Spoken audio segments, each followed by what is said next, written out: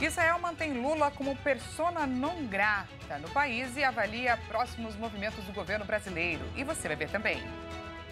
Senado deve votar hoje fim das saidinhas de presos em datas comemorativas. Se for aprovada, a proposta volta para análise da Câmara. Preço do aluguel residencial sobe em janeiro e atinge o triplo da inflação para o mês. Goiânia é a cidade com o metro quadrado mais caro entre as capitais. Suécia anuncia pacote de mais de 3 bilhões de reais em ajuda militar à Ucrânia. Anúncio é feito 4 dias antes da guerra completar 2 anos. E na Alemanha, greve da companhia aérea Lufthansa faz a empresa reduzir operação a 20% nesta terça-feira. Paralisação por melhores salários deve terminar amanhã, na quarta-feira. Essas e outras notícias você confere a partir de agora. Olá, boa tarde para você, seja bem-vindo a essa edição. Agora são 13 horas e 4 minutos. Chegamos ao vivo nessa terça-feira para te contar os assuntos que estão em pauta no Brasil e no mundo. Então, aproveite esses próximos minutinhos para se atualizar.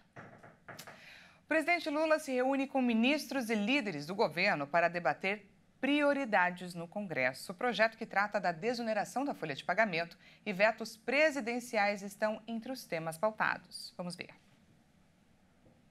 Alguns ministros e líderes do governo no Congresso Nacional foram ao Palácio do Planalto, em Brasília, para discutir com o presidente Lula as medidas de interesse do Executivo para este semestre.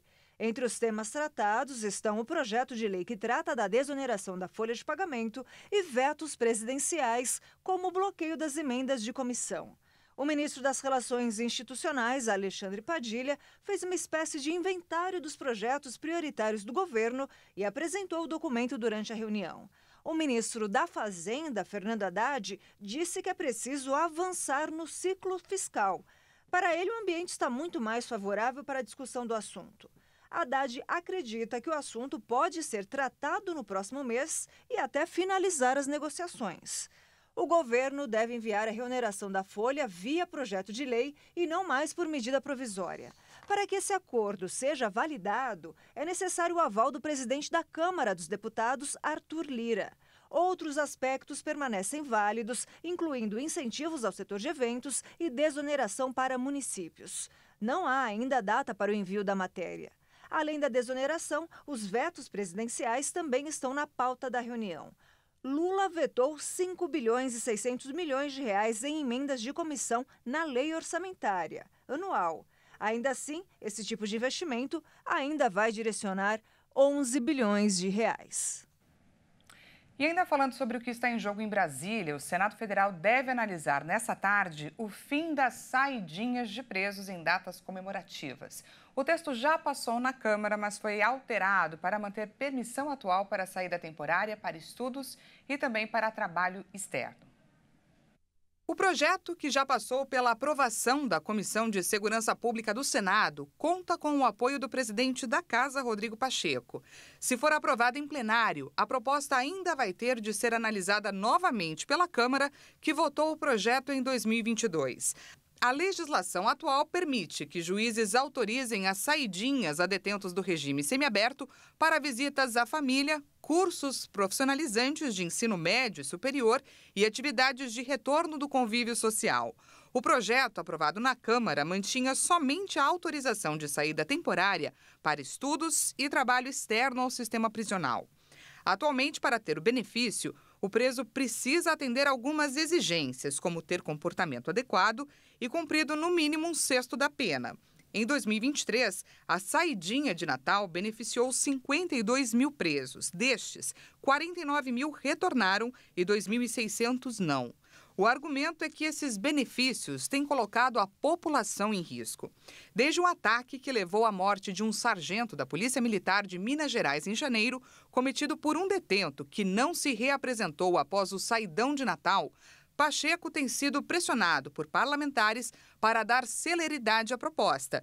Em 8 de janeiro, o senador afirmou que o Congresso Nacional atuaria para promover as mudanças necessárias na lei penal e na lei de execução penal, inclusive reformulando e até suprimindo direitos que, a pretexto de ressocializar ou proteger, estão servindo como meio para a prática de mais e mais crimes. E diante da posição de Lula de não ter se retratado da declaração em que comparou a guerra de Israel contra o Hamas com o Holocausto, o governo de Israel decidiu manter o presidente brasileiro como persona non grata e avaliar os próximos movimentos. Em contrapartida, o governo aguarda a chegada do embaixador Frederico Meyer de volta ao Brasil para conversar, entre outros assuntos, sobre a reprimenda pública feita ao mensageiro que irritou o Itamaraty. Mauro Vieira convocou o embaixador de Israel no Brasil, Daniel Sonshine, ao Palácio Itamaraty, no Rio de Janeiro. A intenção é tratar da crise diplomática entre os dois países diante da gravidade das declarações do governo de Israel. No mesmo ato, o embaixador brasileiro em Tel Aviv, Frederico Mayer, foi chamado de volta ao Brasil. O diplomata teria sido convocado para consultas e, com isto, o posto em Tel Aviv deve ficar vago temporariamente. Mayer participou de uma reunião com o ministro de Relações Exteriores israelense, Israel Katz, no Museu do Holocausto, em Jerusalém. Em seus perfis nas redes sociais, Katz criticou a fala de Lula e disse que o presidente brasileiro é uma persona não grata até que peça desculpas. O convite para a conversa no museu foi mal visto pelo Itamaraty e pelo Planalto, que consideraram uma provocação ao Brasil. Com o retorno de Mayer, ficou mais distante uma possível solução diplomática entre os dois países, depois que o presidente Lula comparou os ataques de Israel na faixa de Gaza ao extermínio de judeus durante a Segunda Guerra Mundial. A comparação instaurou uma crise diplomática com Israel. O preço do aluguel residencial subiu em janeiro, o triplo da inflação para o mês. O balanço é feito pelo monitoramento em 25 cidades brasileiras. Os valores dos contratos de aluguel residencial ficaram em média 1,26% mais caros em janeiro. Segundo o índice Fipesap, o resultado representou uma nova aceleração dos preços em relação às variações observadas em outubro, novembro e dezembro. De acordo com a apuração, imóveis com um dormitório e 3 dormitórios registraram as maiores altas. O comportamento mensal do índice Fipesap superou as variações da inflação oficial e do índice geral de preços ao mercado. Das 25 cidades que integram o cálculo do índice, 21 registraram valorização mensal do aluguel residencial, incluindo 11 capitais. Destaque para Brasília, Salvador, Curitiba, Recife e Rio de Janeiro. Por outro lado, Fortaleza foi a única capital monitorada pelo índice onde os preços recuaram. Na análise dos últimos 12 meses, o índice de locação residencial acumula uma alta de 16,22%. Comparando com outros indicadores, a variação do índice também se manteve acima dos resultados acumulados pelo IPCA-IBGE e pelo IGPM-FGV. Entre as capitais, Goiânia teve a maior valorização, com 34,5%, seguida por Florianópolis, 26,54% e Curitiba, 20,57%. Seguimos ao vivo, agora 1h11 pelo horário de Brasília. Vamos falar agora de oportunidade, porque hoje acontece uma maratona de vagas de estágio e também para jovem aprendiz pelo país. O evento de hoje marca os 60 anos do Centro de Integração Empresa-Escola e, como comemoração, 60 mil vagas estão sendo ofertadas por todo o Brasil. Para falar sobre a importância de iniciativas como essa para o início da vida profissional do grupo que representa o futuro do nosso país, recebo Patrícia Testai, gerente de atendimento e operações do CIEE. Patrícia, seja muito bem-vinda. Boa tarde. Boa tarde, obrigada. A gente que agradece a sua disponibilidade. Conta pra gente, Patrícia, qual a importância de uma ação como essa para quem deseja ingressar no mercado de trabalho e quais são as áreas oferecidas nessa edição de 2024 entre estágio e também aprendizagem? Ótimo, Dani. A proposta é ajudar, auxiliar esses jovens a ingressar nesse mundo do trabalho, né? Nós já fomos estudantes, sabemos o quanto é importante o primeiro emprego, a primeira oportunidade. E nós estamos aqui para isso, para ajudar esses jovens aí a ingressar nesse mercado de trabalho. As áreas hoje que a gente está disponível aí de oportunidades, são mais de 60 mil vagas para empresas privadas, né? E também do segmento público. Tem para o nível superior, então cursos para a área de administração, pedagogia, direito, comunicação, marketing, contabilidade e também para jovens aí do ensino médio, do colegial, né, do antigo colegial, também temos oportunidades. Patrícia, depois da seleção inicial, acontece todo um processo seletivo. Queria que você explicasse para a gente. Demanda uma inscrição específica, então, para quem estiver assistindo a gente quiser participar, como faz para participar dessa maratona? Então, o primeiro passo, ele tem que fazer o cadastro no CIE, né, no www.cie.org.br, manter esse cadastro atualizado, principalmente os seus dados pessoais, endereço, porque a gente dá o match da vaga através do endereço para buscar vagas de acordo mais próximo da sua residência, né? E os contatos telefônico, e-mail, porque a gente faz o contato aí, quando tem uma oportunidade, a gente liga para o candidato para ver se ele tem interesse nessa oportunidade. Então, a gente faz primeiramente o encaminhamento, a divulgação. Ele tendo interesse, aí sim ele segue para a segunda etapa, diremos assim, que aí é um processo seletivo na empresa. Então, vai depender muito de vaga para vaga. Tem vaga que já teremos aí o dia e horário da entrevista, teremos já também, né, olha, tem que mandar o currículo para a empresa avaliar aí o seu perfil. Então, varia muito de vaga para vaga. E para os que não podem participar desse mutirão que acontece hoje em vários cantos do Brasil, ainda há meios de conquistar aí uma chance para ingressar no mercado de trabalho. Eu queria que você orientasse essas pessoas.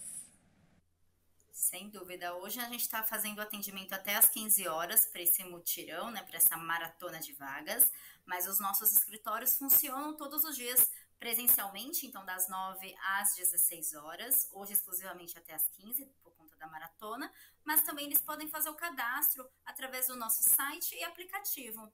Então, é o mesmo portal que eu já mencionei e o aplicativo é o Meu CIE. Além das oportunidades, os candidatos também poderão visualizar, concluir o cadastro e automaticamente já ver as vagas dentro do seu perfil, além dos cursos gratuitos que nós oferecemos para eles. A oportunidade ao alcance das mãos, não é? Conversamos com Patrícia Testai, que é gerente de atendimento e também de operações do CIE, sobre essa maratona de vagas que acontece hoje em comemoração aos 60 anos da instituição. E, Patrícia, podemos esperar mais ações como essa ao longo do ano? Dá só pra gente um spoiler. Pretendemos fazer sim, né? Para o próximo semestre, início do próximo semestre, bem provável que tenha mais uma ação como essa, mas as vagas é que a gente sempre fala, né? Sempre tem vagas. Então, né, está na mão realmente do candidato, do jovem estudante aí, acessar diariamente, porque as vagas preenchem hoje uma vaga e daqui a uma hora abre outra oportunidade. Então, é bem online. Então, para quem está assistindo a gente buscando uma oportunidade, quem sabe a sua vaga não está ali te esperando. Não perde tempo, não. Faz acontecer. Obrigada, Patrícia. Muito obrigada pela sua participação. Obrigada eu. Até mais. Nós vamos para um rápido intervalo e no próximo bloco você vai ver. Suécia anuncia pacote de ajuda militar de 3 bilhões de reais à Ucrânia. E ainda, greve de funcionários da empresa aérea Lufthansa alemã afeta a operação de cerca de 80% dos voos. A gente volta já já. Não perca.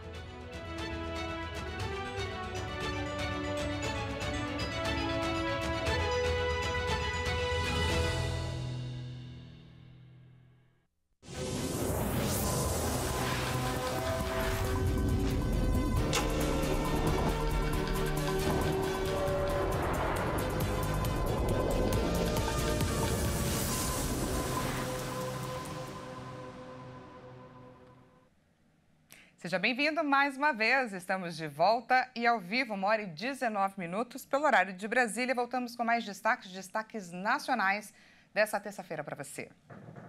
As buscas por fugitivos do Presídio de Segurança Máxima de Mossoró estão no 7º dia. A Força Nacional anunciou que vai reforçar a operação com mais de 100 agentes. Vamos ver. O 7º dia de buscas pelos fugitivos da Penitenciária Federal de Mossoró vai contar com um reforço para ajudar na operação. O ministro da Justiça, Ricardo Lewandowski, autorizou o uso da Força Nacional nas buscas. Segundo o Ministério da Justiça, 100 homens e 20 viaturas foram para a região. As equipes vão se juntar aos mais de 500 agentes, entre policiais federais, rodoviários federais, incluindo equipes de elite e policiais locais que trabalham para recapturar a dupla. Rogério Mendonça e Deibson Nascimento escaparam da unidade da madrugada do dia 14 de fevereiro. Foi a primeira fuga de um presídio de segurança máxima no Brasil desde a criação do sistema em 2006. O reforço nas buscas foi pedido pelo diretor-geral da Polícia Federal, Andrei Passos, e acordado com a governadora do Rio Grande do Norte, Fátima Bezerra. Entre as últimas informações sobre o possível paradeiro dos fugitivos estão as investigações que apontaram que o último sinal obtido dos celulares, que foram roubados na casa invadida e que estavam sendo usados por eles, foi no sábado, em uma área rural perto da divisa do Rio Grande do Norte com o Ceará. Vamos falar agora de saúde. Os casos de dengue no país já passaram de 650 mil. Isso conforme a atualização do painel de monitoramento do Ministério da Saúde. 113 mortes foram confirmadas desde o início do ano e o Distrito Federal é a unidade federativa com mais registros da doença. Mais de 650 mil casos de dengue desde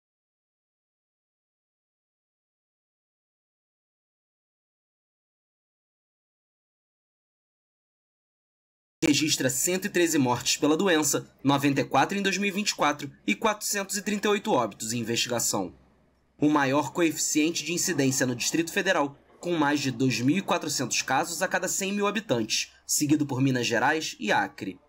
De acordo com a Agência Brasil, pelo menos 6 dos 10 estados selecionados para receber a Qdenga, vacina contra a dengue, já começaram a aplicar o imunizante. Em dezembro, o Brasil se tornou o primeiro país do mundo a oferecer a vacina no sistema público universal. A semana começou com um alerta e chuva no sul do país devido à passagem de uma tempestade tropical em alto mar, próximo a Santa Catarina e também ao Rio Grande do Sul. A Marinha do Brasil registra pela terceira vez uma tempestade desse tipo em 20 anos. O fenômeno é atípico, considerado raro e, de acordo com a Defesa Civil de Santa Catarina, só representa risco para a navegação em alto mar. A tempestade começou com um ciclone subtropical e foi ganhando características mais tropicais. A diferença entre as duas classificações são identificadas pela estrutura. Os ciclones tropicais são mais quentes desde a superfície até a atmosfera, enquanto os ciclones subtropicais são quentes apenas embaixo e vão ficando mais frios conforme chegam mais próximos à atmosfera. O fenômeno é raro no Brasil, já que para se formar precisa de temperaturas mais elevadas na superfície do mar, característica mais comuns nas Américas Central e do Norte. A expectativa era que o fenômeno ganhasse intensidade e virasse um ciclone subtropical conforme se deslocava para o sul. Mas, de acordo com a Defesa Civil catarinense, ele tem perdido força e não deve escalar a ponto de se transformar em um furacão. A Suécia anunciou nesta terça-feira um novo pacote de ajuda militar à Ucrânia que supera valores equivalentes a 3 bilhões de reais. A maior parte da ajuda consiste em munições de artilharia, navios de guerra, minas e torpedos navais, mísseis antitanque, granadas e sistemas de defesa antiaérea. A Rússia começou uma guerra ilegal, não provocada e indefensável contra a Ucrânia. Então, se pudermos apoiar a Ucrânia, claro que vamos. É sobre decência, é sobre defender valores e interesses que são vitais, centrais para a Suécia e sua segurança. O pacote de ajuda é o 15º acordado por Estocolmo desde o início da guerra e foi anunciado a 4 dias do aniversário de 2 anos do início da invasão russa. A Lufthansa afirmou que só vai operar entre 10% a 20% de seus voos nesta terça-feira. A companhia aérea alemã faz uma greve por aumentos salariais. A paralisação da maior companhia europeia deve durar até quarta-feira.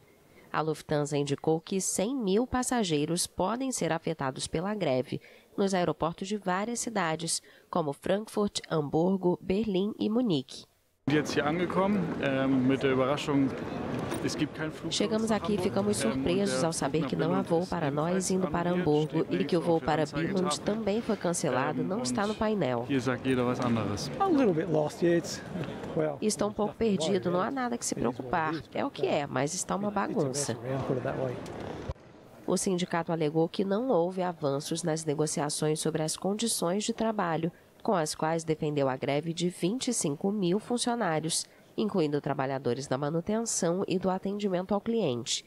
O sindicato disse esperar uma forte participação na greve e garantiu que pretende aumentos salariais de 12,5% e um mínimo de 500 euros adicionais por mês, assim como um bônus de 3.000 euros para compensar a inflação. A Lufthansa ofereceu um aumento salarial de 4% em dezembro e um aumento adicional de 5,5% até fevereiro de 2025 e aceitou o bônus inflacionário exigido pelo sindicato. A inflação na Alemanha atingiu 5,9% em 2023 e 6,9% no ano anterior. A próxima rodada de negociações acontecerá na quarta-feira. A nossa edição está chegando ao fim, mas para terminar, vamos fazer aquele nosso passeio de sempre, dessa vez até as montanhas Dolomitas, na Itália. Essa imagem é do Dolomite Super Sky. Senhoras e senhores, apresento a vocês uma das maiores pistas de esqui da região. Tem cerca de 1.200 quilômetros de área, divididas em 12 pistas. Vale destacar que as montanhas Dolomitas foram consideradas patrimônio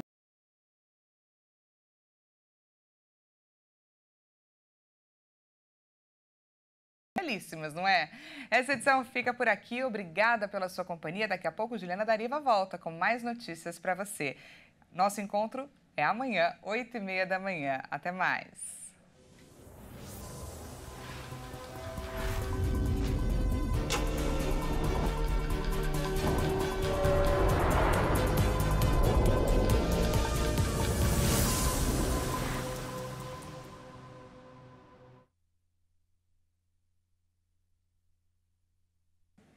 A nossa edição está chegando ao fim, mas para terminar, vamos fazer aquele nosso passeio de sempre, dessa vez até as montanhas Dolomitas, na Itália. Essa imagem é do Dolomite Super Sky. Senhoras e senhores, apresento a vocês uma das maiores pistas de esqui da região Dolomitas. O local foi fundado em 1974, tem cerca de 1.200 quilômetros de área, divididas em 12 pistas. Vale destacar que as montanhas Dolomitas foram consideradas Patrimônio Mundial da Unesco. Pois é, entrou para a lista das regiões com importância para a humanidade. Imagens belíssimas, não é? Essa edição fica por aqui. Obrigada pela sua companhia. Daqui a pouco, Juliana Dariva volta com mais notícias para você. Nosso encontro é amanhã, 8h30 da manhã. Até mais.